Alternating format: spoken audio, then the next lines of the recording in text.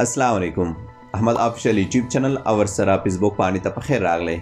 دوستانو آیا دا خبر رښتیا دی چې اوس بغیر د رجسټریشن څخه خلکو ته اجازه ورکوي کیږي چې اماراتو ته داخل شي او ورسره هغه څوک چې تر اوسه پورې په تمه وو چې موږ به څنګه اماراتو ته په ویزټ باندې لاړ شو او د موږ لپاره ویزې خلاصې دي او که نه د دې واړو معلوماتو لپاره دغه ویډیو ما سره تر پایه پورې وګورئ. که چیرې هم تاسو احمد آفیشل یوټیوب چینل ته نوي وئ د ځانو سره ضرور سبسکرایب کړئ او که د فیسبوک پاڼې ته نوي وئ نو دا ضرور در سره لایک او فالو کړئ. اول خو زه ستاسو واړو دوستانو څخه مننه کوم چې په 2 ورځو کې احمد آفیشل فیسبوک پاڼې د 2000 نه زیاتو خلکو لایک او فالو کړه. نو زه ستاسو واړو څخه ډیره مننه کوم او هیله مې هم دا ده چې تل مې هم داسې ملتیا وکړئ. اول به راشم د ویزې په اړه به خبرې وکړم. شیخ محمد بن راشد المکتوم کوم چې وایس پریزیډنټ او لومړی وزیر د اماراتو دی او ورسره شیخ حمدان بن محمد بن راشد المکتوم کوم چې سپریم کمیټي اف کرایسس اینڈ ډیزاستر منیجمنت هیډ او د دوبۍ شاهزاده دی او دغه ترڅنګ شیخ منصور بن محمد بن راشد المکتوم دوی 13 ورځ اعلان وکړ چې د 2020 کال د 9 میاشتې 9 تاریخ څخه به دوبۍ ویزیټر یا سیل کوونکو ته اجازه ورکړی شي. نو د دې نه داسې معلومیږي چې هغه څوک انتظار دي چې دوبۍ ته په ویزیټ ویزه باندې لاړ شي نو هغه اوس کولی شي چې ویزیټ ویزې ته اپلای وکړي، که هغه د ټراول ایجنسۍ له لارې وي یا پخپله دوی چې کوم ویب سایټ دی هغې له لارې تر څو دوی دوبۍ ته لاړ شي. خو د دوی لپاره شرایط هم ټاکلي دي. تاسو ته په سکرین باندې هم ښکاري دا د دوبۍ میډیا خپل ویب سایټ دی کوم څخه چې دوی دا خبر خپور کړی دی او ځینې نورو رسنیو لکه خلیج ټایم، ګلف نیوز هغه هم د دې څخه راخیستی دی. نو ما هم دا خبر د دوبۍ میډیا آفیس څخه راواخیسته.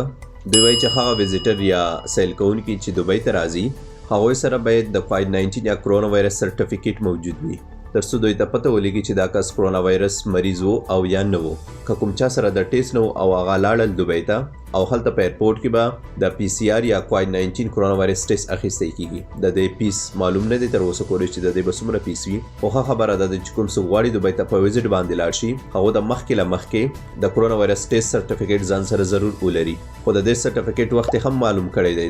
دلته صرف هغه سرټیفیکیټ وایلډ دی، مقصد هغه سرټیفیکیټ چلیږي کم کې چې 9 غنټې وخت ورکوي مخکې د پرواز څخه او بله د هغه واړه ارایول یا هغه واړه خلک کم چې دوبۍ ایرپورټ کې کوزیږي دوی واړه به چې کېږي. که چیرې هم کم ویزیټر یا سیل کوونکی ټیسټ مثبت راغی دوی به خپل معلومات د کووډ-19 د XB کم اپلیکیشن چې دی په هغه کې ثبت کوي او هغې نه پس به د 14 ورځو لپاره کرنټین کېږي. خو د دې لګښت به دوی پر خپله غاړه او د هوایي الوتکې شرکت دا حق لري چې هغه سړي کم چا کې چې د کووډ-19 یا کرونا وایرس نښه ښکاره شي د دوی مخه ونیسي.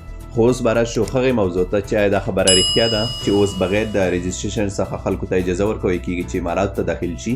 نو دلته تاسو سکرین ته وګورئ، دلته داسې لیکل شوي دي هغه خلک کم چا چې د دوبۍ اقامې یا پخې ویزې دي نو دوی د پروازونو پری بوکینګ کوی شي. خو په هغه صورت کې کم چا سره چې GDRFA دوبۍ یا د دوبۍ جوازاتو اپروول موجود وي نو دلته تر اوسه پورې دا خبره واضحه نه ده چې اوس بغیر د رجسټریشن څخه دوبۍ ته کسان راتلی شي، ولې چې دوی دلته پخپله وایي چې تاسو د پروازونو ټیکټ بوکینګ کوی شئ خو په هغه حالاتو کې چې تاسو سره د دوبۍ جوازاتو اپروول موجود وي.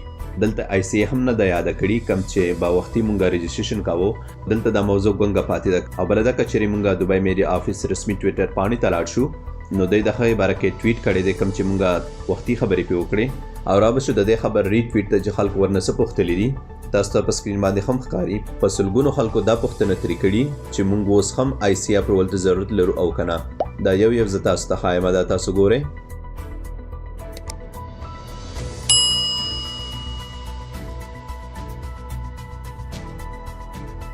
دلته د شمس حسن ټویټ خلاصومه.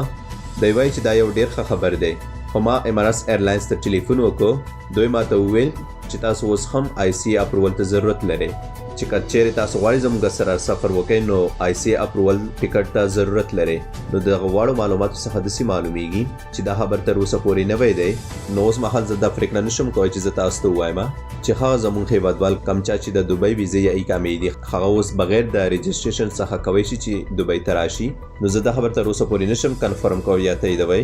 نو د داسې معلوماتو لپاره تاسو احمد آفیشل یوټیوب چینل او ورسره احمد آفیشل فیسبوک پاڼه تعقیبوئ. انشاءالله زما کوشش دا دی چې زه تاسو ته دې په اړه کنفرم یا تایید شوي معلومات را پیدا کړم او د دې له لارې تاسو ته خپاره کړم. نور که چیرې هم تاسو احمد آفیشل یوټیوب چینل ته نوي وئ دا د ځنو سره ضرور سبسکرایب کړئ او که چیرې احمد آفیشل فیسبوک پاڼې ته نوي وئ نو دا د ځنو سره ضرور لایک او فالو کړئ. که چیرې هم کومه پوښتنه لرئ نو ماته په کمنټ کې ولیکئ. نو په الله سپارم، د الله په امان.